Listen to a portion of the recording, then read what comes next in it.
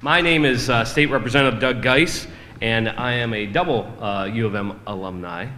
Graduated in '92 from the mechanical engineering and 2000 with my MBA. And my nephew actually just accepted an offer from U of M to go to school there. So for the second generation, both my brother, my sister-in-law, and myself went there, and glad to see the next generation also going to U of M. One of the things I wanted to mention before introducing today's speaker is a very noted U of M alumnus passed away recently, Mike Wallace. And if you've ever seen the movie Michigan versus Ohio State, the rivalry, that's probably my nearest connection to Mike Wallace, because we were both in that movie.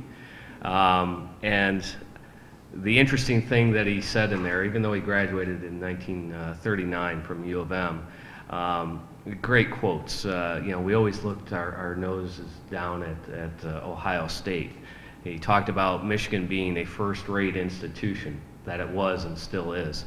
So to the day that he died, he was a proud U of M graduate, and didn't want to go without note that somebody that really represented the university so well in every single aspect that the university tries to instill in every single person that goes there. I think Mike Wallace was one of the best ambassadors, and if we can just take a brief moment of silence for Mike Wallace, given that this is an alumni event.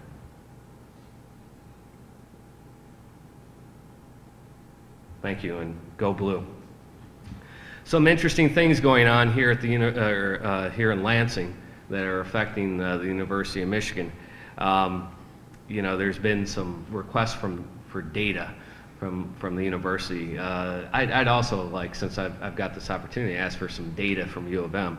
How many graduates or how many freshmen that step on the bronze M actually fail their first exam?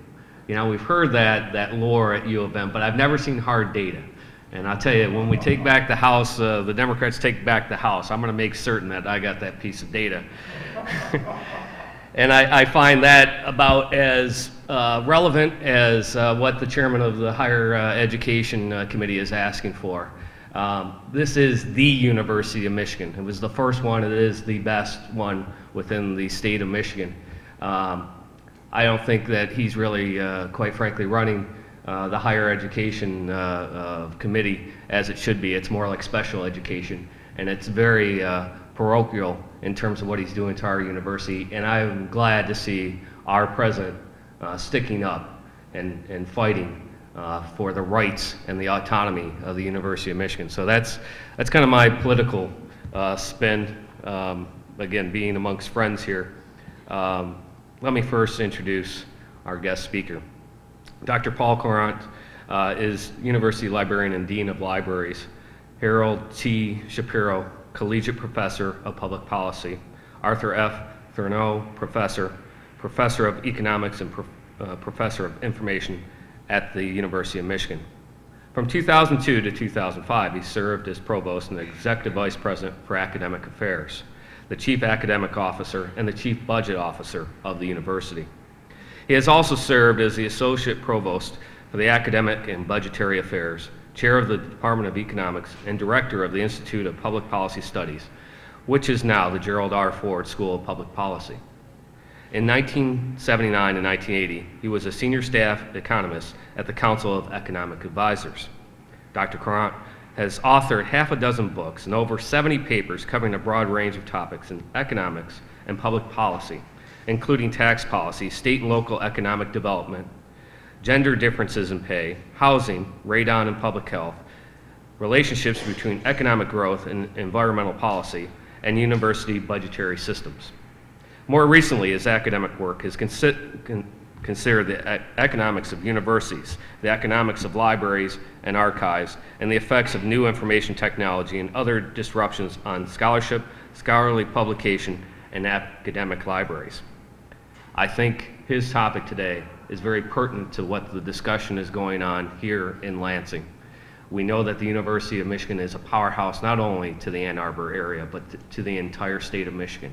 We can see and feel its effects throughout our economy, and we need to make certain that we take care of beloved institution and make sure that it is and continues to be the University of Michigan. Go Blue, and it is my pleasure to introduce our featured guest. Thank you.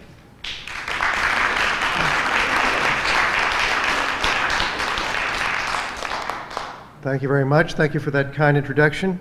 Thank you for helping us to remember Mike Wallace, who really was for a very long time a close friend of the university.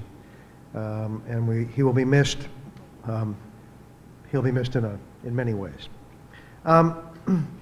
So I can't claim to have any degrees from the University of Michigan, but I'm married to someone who does, so that's kind of a start. And they do let faculty join the Alumni Association at exactly the same price that they let alumni join the Alumni Association. And I'm a life member of the Alumni Association, and originally when I became a life member, I got a statement from them every year that would say that my membership expired in 2079. And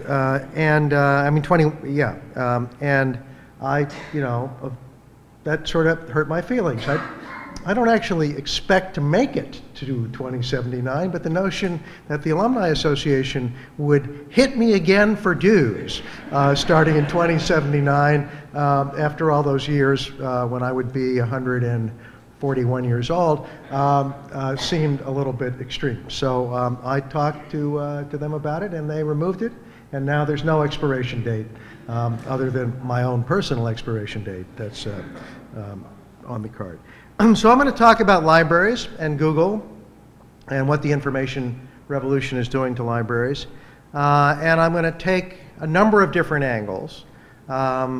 Mostly the world I live in is the world of high-end academic libraries that do things, particular, expensive, valuable, difficult things in a certain way.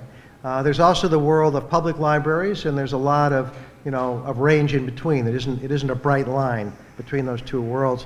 And I'm very interested in the latter, and actually think that the information revolution is having consequences in all flavors of libraries. Indeed, I would assert, and I will assert, the information revolution is having consequences in all flavors of everything, and has to be understood that way if we're going to figure out how best to proceed as a society.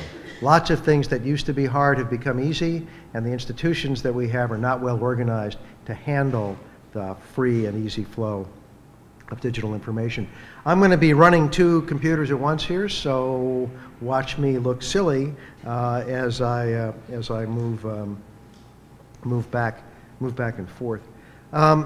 So I want to start with a claim.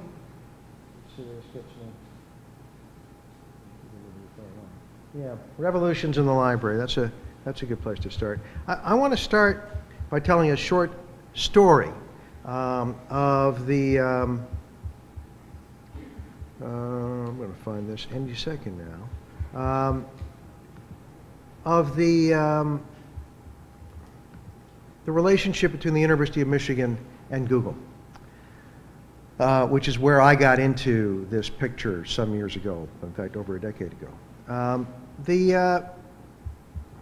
One day, Larry Page, who was one of the two founders of Google, showed up on the University of Michigan campus to give a talk in the engineering college. Google was already a verb when that happened. I'm now talking about late in the year 2002. And Google was well known in the world, and it was the most popular search engine, but there were lots of others still out there. Remember Alta Vista? And Larry was, the engineering college realized that Larry was someone worth cultivating as one of their alumni. And so Larry showed up and gave his talk and was having a chat with the dean of the engineering college and said to the dean of the engineering college, "I'd like to talk to the university librarian. Can you arrange that?" Well, the right answer when a distinguished alumnus comes and visits and says, "Can I talk to so-and-so?" is yes.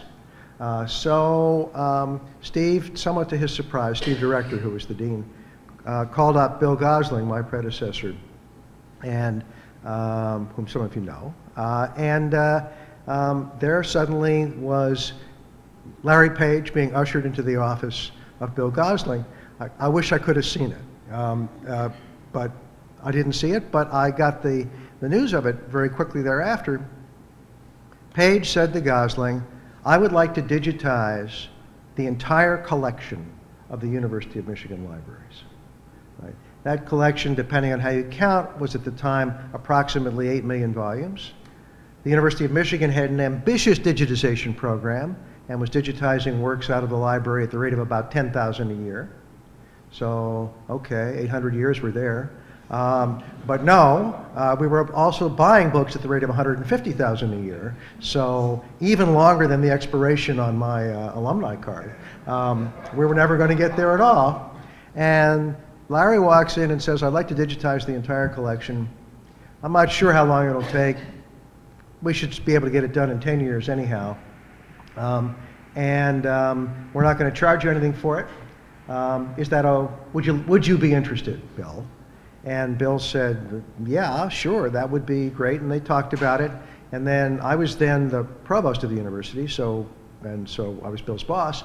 And so he came to me and we talked about it. And basically the arrangement was Google would digitize our collections and we would get a copy of those files to do what we wanted within, of course, the bounds of the law, which are considerable bounds, and I'll get to that a little bit later in this talk.